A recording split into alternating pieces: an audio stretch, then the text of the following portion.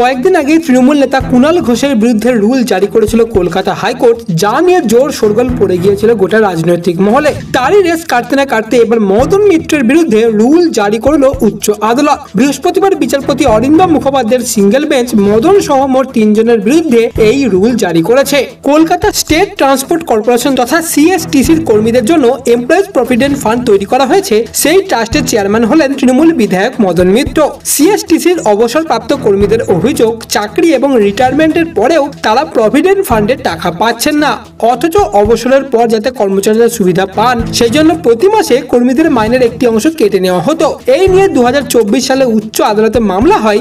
গত বছর জুলাই মাসে প্রভিডেন্ট ফান্ডের টাকা মিটিয়ে দেওয়ার নির্দেশ দেয় হাইকোর্ট, কিন্তু তা সত্ত্বেও টাকা না মেলায় ডিসেম্বর মাসে আদালত অবমাননার অভিযোগ করা হয়। এরপরই বেশ কয়েকবার মামলার শুনানি হয়েছে।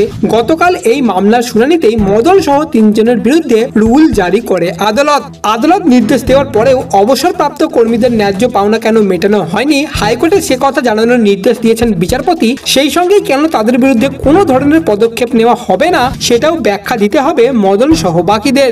আগামী 4 জুলাই এই মামলার পরবর্তী শুনানি হতে চলেছে।